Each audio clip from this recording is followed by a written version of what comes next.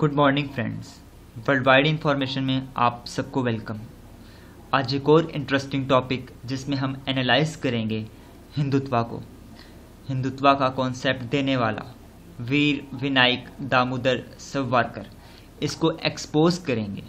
क्या ये शख्स वीर कहलाने के लायक है?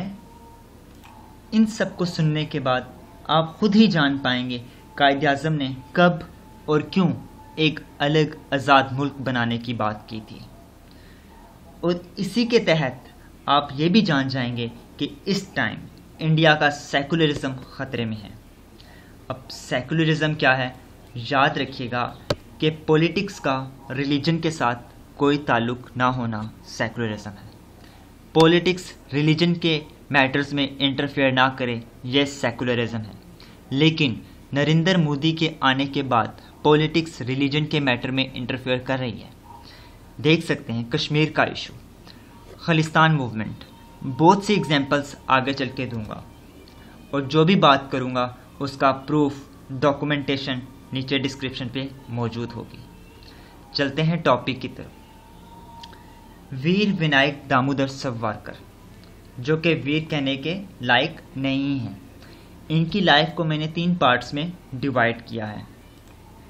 पहला पार्ट, जब ये मुस्लिम के हक़ में बातें लिखते थे, और मैं उस वक्त इनको फ्रीडम फाइटर कहूँगा क्योंकि इन्होंने बहुत सी किताबें लिखी मुसलमानों के हक़ में। लेकिन 1910 से 1923 तक इनकी पॉजिटिव थिंकिंग कन्वर्ट हो जाती है नेगेटिविटी में और ये बरतानिया के कैदी रहे। इनकी जितनी भी अच्छाइयाँ थी वो बुराइयों पर भारी पड़ गई। 1923 में इन्होंने एक किताब लिखी हिंदुत्व, और 1923 से 1966 तक ये इसी आइडियोलॉजी, इसी फिलॉसफी को प्रमोट करते हुए इनकी डेथ हो जाती है। अब मैं इतनी हिंदुत्व की बात कर रहा हूँ तो बताता चलूँ हिंदुत्व क्या था। वीर विनायक दामोदर सावरकर ने ये कॉन्सेप्ट दिया था हिंदुत्व, जिसके तहत इंडिया सिर्फ हिंदुओं के रहने की जगह है। वहाँ पे माइनॉरिटीज़, जिसके अंदर मुस्लिम, क्रिश्चियन, सिख, जैन्स, बुद्धिस्ट, ये सब सेकेंडरी सिटीज़न हैं और इनके रहने की जगह इंडिया नहीं है। ये इस बंदे की फ़िलॉसफी थी। लेकिन according to the constitution of India 1976 42 amendment, उसके अंदर मौजूद है कि इंडिया एक सेकुलर स्टेट है। और याद रखिएगा नरेंद्र मोदी और अमित शाह ये दोनों इसी दामोदर सावरकर के फॉलोअर्स थे, इसीलिए इसी की आइडियोलॉजी को ये प्रमोट कर रहे हैं। और इसीलिए मोदी की 2014 के बाद ही माइनॉरिटीज़ पर ज़्यादा जुल्म हुआ। बैकग्राउंड के साथ बताता चलूँ, सावरकर की जो थॉट थी वो थी हिंदुत्व, और मैंने आपको बता दिया कि हिंदुत्व क्या है। इन्हीं की आइडियोलॉजी को अडॉप्ट करते हुए एक ऑर्गेनाइजेशन बनती है RSS, जिसके फुल फॉर्म है राष्ट्रीय स्वयंसेवक संघ, जिसके फाउंडर थे KB हेडगेवार, और 1925 में ये ऑर्गेनाइजेशन बनती है और इनके फाउंडर को डॉक्टर जी भी कहा जाता है। इसी के बाद BJP बनती है 1980 में, भारतीय जनता पार्टी, जिसके अभी के लीडर हैं नरेंद्र मोदी, और इनके फाउंडर जो थे वो अटल बिहारी वाजपेयी, लाल कृष्ण आडवाणी थे।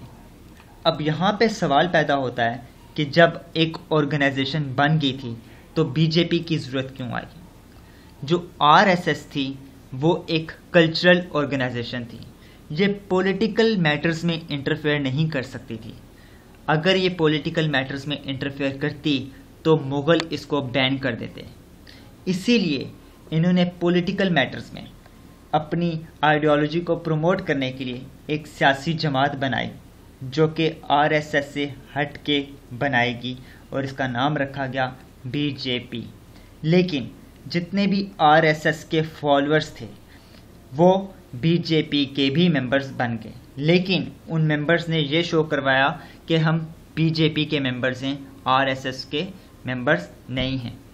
अभी के नरेंद्र मोदी जो कि RSS के मेंबर थे, अमित शाह जो कि आरएसएस के मेंबर थे। अब मैं क्यों इस शख्स को वीर नहीं कहूँगा? क्यों? क्योंकि ये वही बंदा है जिसने रेप को जस्टिफाई किया एज अ पॉलिटिकल टूल कि मुसलमान औरतों के साथ बलात्कार करो, ज्यादती करो। मैं क्यों इसको वीर नहीं कहूँगा? क्योंकि ये वही बंदा है जिसने कहा था कि मुस्लिम को नेग्रोस की तरह ट्रीट करो जैसे कि अमेरिका में कालों के साथ ट्रीट किया जाता है। मैं क्यों इसको सावरकर को वीर नहीं कहूँगा? क्योंकि ये टुकड़े टुकड़े गैंग का फाउंडर था और इस वजह से भी इसको वीर कहना गुनाह होगा कि ये हिटलर का सपोर्टर था और इसलिए भी इसको वीर कहना गलत होगा कि ये ब्रिटिश के अंडर उनके हक में काम करता रहा। वन बाय वन प्रूफ के साथ बात करते हैं। पहली बात जो मैंने की, he is a person who justified rape as a political tool. ये बात इसने अपनी ही किताब 6 glorious epoch of the Indian history के अंदर लिखी है। यही एग्जैक्ट वर्डिंग थी, लेकिन मैं आपको सिर्फ इनकी ट्रांसलेशन बताऊंगा। क्या होता अगर हिंदू बादशाह मुसलमान बादशाह को हराने के बाद उनकी औरतों के साथ रेप करता? ये एग्जैक्ट उसकी वर्डिंग थी। फिर ये इसने अपनी बुक के अंदर लिखा हुआ है 6 glorious epoch of the Indian history. फिर उसने अपनी इसी बात को जस्टिफाई करने के लिए नीचे अफ्रीकन एग्जाम्पल दी कि जब अफ्रीकन ट्राइब्स के अंदर लड़ाई होती है, एक कबीला दूसरे कबीले को हराने के बाद उनके मर्दों को मारते हैं, उनकी औरतों को नहीं मारते। उनकी औरतों को वो विक्टर्स के अंदर डिवाइड करते हैं और उनके साथ रेप करते हैं और उनकी अपनी प्रोडक्शन को इंक्रीज करते हैं। फिर तीसरी बात भी सुने कि शिवाजी जंग में जब कल्याण के मुसलमान राजा को हराया तो शिवाजी की फौज मुसलमान राजा की बहू को उठा के ले आई। तो शिवाजी ने कहा कि इसको वापस छोड़ कर आओ। ये बात शिवाजी ने कही कि इसको वापस छोड़ कर आओ जहां से इसको लाए हो। लेकिन सावरकर ने उसको तनकीद की और कहा कि तुम्हें उसको छोड़ना नहीं चाहिए था, तुम्हें उसका रेप करना चाहिए था। ये किस तरह की एग्जाम्पल वीर दे रहा है? क्या ये वीर कहने के लायक है? जो मुसलमान औरतों के बारे में ऐसा सोच सकता है तो क्या वो हिंदू औरतों के बारे में ऐसा नहीं सोच सकता? ये सारे प्रूफ्स नीचे डिस्क्रिप्शन में अटैच हैं। फिर दूसरा स्टेप, सावरकर का इंटरव्यू कर रहे होते हैं टॉम ट्रेडर जो कि अमेरिकन जर्नलिस्ट हैं। वो ये इंटरव्यू अपनी book one damn thing after another उसके अंदर छापते भी हैं और टॉम ट्रेडर सावरकर से क्वेश्चन पूछते हैं कि how do you plan to treat the Mohammedans, means Muslims, कि आप मुस्लिम्स के साथ कैसा ट्रीट करेंगे? तो सावरकर आगे से जवाब देता है as a minority in the position of your negroes. जैसे कि अमेरिका में नेग्रोस कालों के साथ आप लोग ट्रीट करते हैं वैसे ही इनके साथ हम ट्रीट करेंगे। और कालों के साथ अमेरिकन कैसे ट्रीट करते हैं, जो अभी 22 मई जॉर्ज फ्लॉयड का इंसिडेंट था जिसपे मैंने वीडियो बनाई थी, आई कांट ब्रीथ, ऐसे ही ये हमसे ट्रीट करेंगे, मुसलमानों से ट्रीट करेंगे। फिर ये शख्स इस वजह से भी वीर कहने के लायक नहीं है कि ये हिटलर को सपोर्ट करता था, सपोर्टर था उसका। और ये बात मैं नहीं कह रहा, ये बात हिंदू महासभा 1937-1942 उसके अंदर इन्होंने बोली। सेम एग्जैक्ट यही इनके वर्ड्स थे, जिसका मतलब है कि हिटलर ने जो भी किया उनकी सेहत के लिए वो उस वक्त ठीक था। और उन्होंने किया क्या था, 6 मिलियन ज्यूस को मारा, जिसको आज होलोकॉस्ट के नाम से याद किया जाता है। फिर चौथी बात, टुकड़े टुकड़े गैंग, जिसमें कहा जाता है, मोदी कहता है कि हम टुकड़े टुकड़े गैंग के सख्त खिलाफ हैं। मोदी तो फॉलोअर ही सावरकर का है और सावरकर ही फाउंडर है टुकड़े टुकड़े गैंग का। इस बात से आप अंदाज़ा लगाएं कि कायद-ए-आज़म मोहम्मद अली जिन्ना, जिन्होंने 1940 के अंदर ये बात की थी एक अलग मुल्क बनाने की, कि दोनों का एक अलग मुल्क होना चाहिए, ऑन स्टेट। ये बात लाहौर रेजोल्यूशन के अंदर 1940 में इन्होंने की। लेकिन कायद-ए-आज़म ने तो ये बात तब की कि जो पीछे मैंने आपको स्टोरी बताई वो 1940 से पहले की है। कायद-ए-आज़म को पता था कि मुसलमानों के साथ ये ऐसा हिंदुत्व को प्रमोट करें, ऐसा ट्रीट करेंगे, तो कायद-ए-आज़म क्यों अलग मुल्क बनाने की बात ना करते।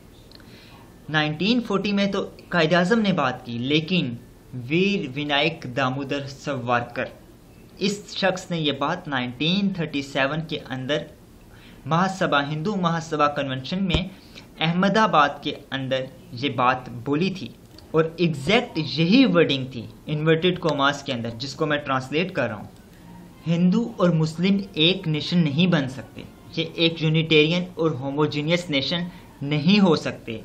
हिंदू और मुस्लिम दो अलग मुल्क ही हैं, दो अलग नेशंस हैं।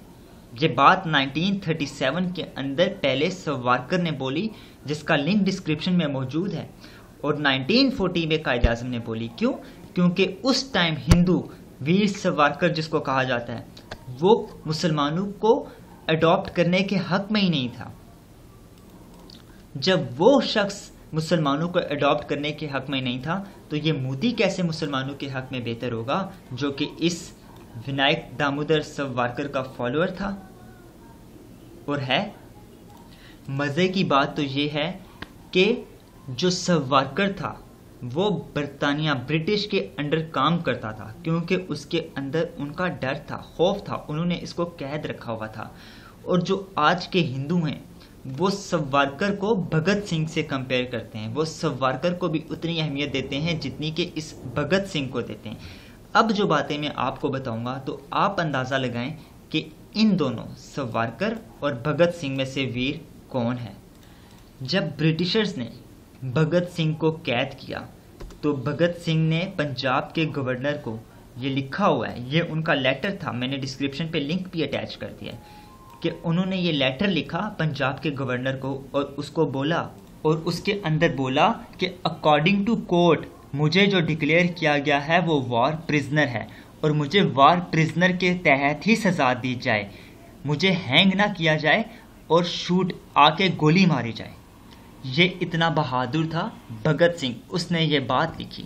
लेकिन सावरकर वो क्या करते हैं, ये उनका ओरिजिनल लेटर था जिसका लिंक मैंने अटैच किया हुआ है, और इसको अगर फर्दर मॉडिफाई किया तो टाइम्स ऑफ इंडिया की न्यूज़ है कि उसके अंदर भगत सिंह सावरकर क्या बोलता है कि मैं तैयार हूँ किसी भी हद तक आप लोगों के साथ काम करने के लिए।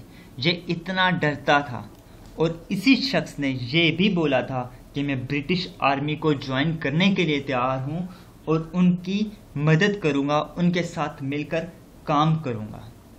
और जब सावरकर ने ये स्टेटमेंट बोली तो सुभाष चंद्र बोस ने एक अपनी स्टेटमेंट दी, और उन्होंने कहा कि जो भी फ्रीडम के लिए लड़ेंगे, मैं एग्जैक्ट इंग्लिश की वर्डिंग यूज़ करता हूँ, those who fight for freedom we have honour place in future India. हमें जो फ्यूचर का इंडिया है उसके अंदर उनकी एक होनर प्लेस होगी, but Britisher supporters have no entity in free India. ये बात सुभाष चंद्र बोस ने बोली थी, ये बात सुभाष चंद्र बोस ने सावरकर को बोली थी। और आज कांग्रेस का लीडर, कांग्रेस के बंदे राहुल गांधी खुद ये स्टेटमेंट बोलते हैं कि I am not a follower of Savarkar, I am not promoting the ideology और फिलॉसफी ऑफ सावरकर।